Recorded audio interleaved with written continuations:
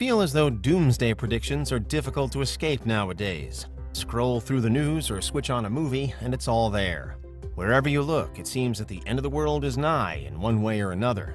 But every so often, a story or a case study comes along with a little more meat to its bones than just your regular panic piece about how life on Earth is limping to a close.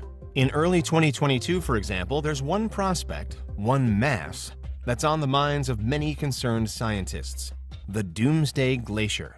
The Doomsday Glacier does also go by a slightly less ominous name, Thwaites Glacier. But really, that's as far as we can go in terms of turning down the bad news when it comes to this particular hunk of ice. Located in West Antarctica, in what's variously described as one of the most remote places on Earth, Thwaites Glacier is a giant of its kind. But it's getting smaller, and that's the problem. Currently coming in at roughly the size of Florida, it consists of the ice sheet on land and the ice shelf floating off land, as most glaciers do. It loses about 50 billion tons of ice every year, though, shedding it into the surrounding water, which in turn accounts for around 4% of the total global sea rise, according to the British Antarctic Survey. In terms of individual contribution, few glaciers offer anywhere near as much as the Thwaites does to the current rising sea levels. Perhaps that's reason enough for scientists to be honing in on Thwaites and trying their best to understand it. But really, it's feared that there still could be bigger problems ahead. It's been estimated that if the entire Thwaites shelf were to melt, then sea levels could rise by at least 2 feet all around the world. This would bring long-lasting devastation to so many coastal towns, major cities, and communities. But more than even that, because Thwaites is such a large glacier at present, it also exerts a major physical influence along the remaining West Antarctic coast. And so scientists are also worried that if it were to break away, disintegrate, or disappear, then it could have knock-on effects for the rest of the surrounding ice, triggering a fast-moving chain reaction wherein yet more of Antarctica melts to water, and therefore the sea levels rise even more severely. Fueled by these mounting concerns, a team of 32 scientists set out for Thwaites in January of 2022 in search of answers. Their 2-month mission is part of the International Thwaites Glacier Collaboration, which is a 5-year, $50 million joint initiative between the USA and the UK, aiming to better understand the ice.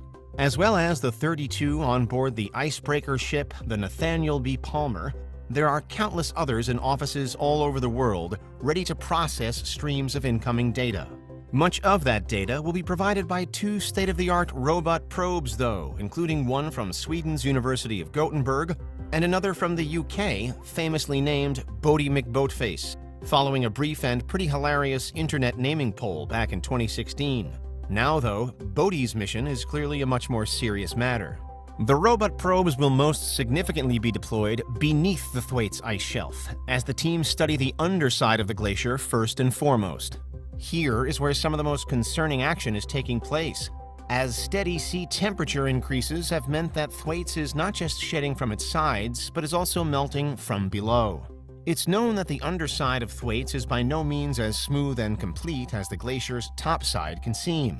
Walk across the top surface of it, and you'd be forgiven for thinking that this was just one massive but well-rounded and predictable mass of ice. But no, instead, on the bottom, Thwaites is marked and scarred with long-running cracks and ever-deepening crevices. Given the warming and subsequent melting that's happening from below then, scientists fear that the cracks and crevices and widening cavities mean that the entire glacier is growing weak.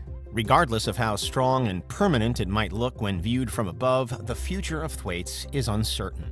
There are some parts of it that are of particular concern, especially along meeting points between the glacier and land, or the glacier and the seabed. Ordinarily, these locations should be strong and reliable, but right now they appear to be brittle. And so it could be that they soon fail, which could then cut huge sections of the glacier adrift, to split a once unbreakable mass into a far more vulnerable collection of crumbling islands. In this way, it might be argued that an in-depth study of Thwaites can double up to serve predictions for the entirety of the Antarctic continent, because after all, Thwaites is by no means the only glacier that contemporary scientists are worried about. Another of great concern is the nearby Pine Island Glacier, which can be found close to Thwaites in Antarctica's Pine Island Bay in the Amundsen Sea. The Pine Island Glacier is the fastest melting glacier on the continent, It's lost many miles worth of itself since around the 1940s. But what's even more sobering is that the breakup of this bulk of ice has actually been accelerating over recent years and decades in the 21st century. The situation for Pine Island, then, is getting worse and worse at a quickening rate. Were it fully to collapse, it's been estimated that there'd be at least another 1.5 feet of global sea rise to contend with. If Pine Island and Thwaites go, then, as some projections suggest, we're looking at sea levels increasing by upwards of 3.5 feet. And again, that's quite possibly the best-case scenario, as scientists continue to debate the wider impact that a major glacier breakaway could have on the rest of Antarctica's surrounding ice. If a major chain reaction is also triggered, then the results could become less predictable. But seawaters will rise further still. In the modern age of science and technology, the exploration of Earth perhaps doesn't always generate the buzz or attention that it once did. Thanks to past work by various, now iconic explorers, there are so few places on this planet left to discover for the first time. It should be natural, then, that we should have set our sights further afield in search for new frontiers, which is why our efforts toward space travel tend to dominate headlines today. But missions like this latest one, to the southernmost depths of our world, serve as a stark reminder that we've still got a lot of work to do before we can truly understand just the place we're living in right now.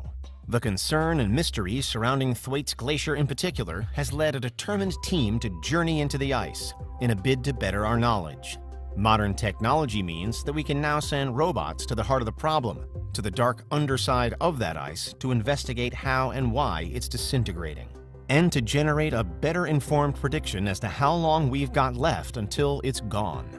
In early 2022, at the time of this mission's start, it said that we could have just 3 to 5 years before the Thwaites ice shelf, at least, is no more, before it's cast off into the ocean and the knock-on effects are witnessed along coastlines and flatlands all over the world map. The unfortunate truth is that this mission to study it can do nothing to slow or stop the changes in Antarctica from happening. That task is a global one. But in the meantime, science can at least paint a better and more accurate picture for the watching world to make sense of. Because if we hadn't heard of Thwaites Glacier before, we may well hear much more about it in the coming years, and for no good reason. And that's why scientists are growing worried about the Doomsday Glacier.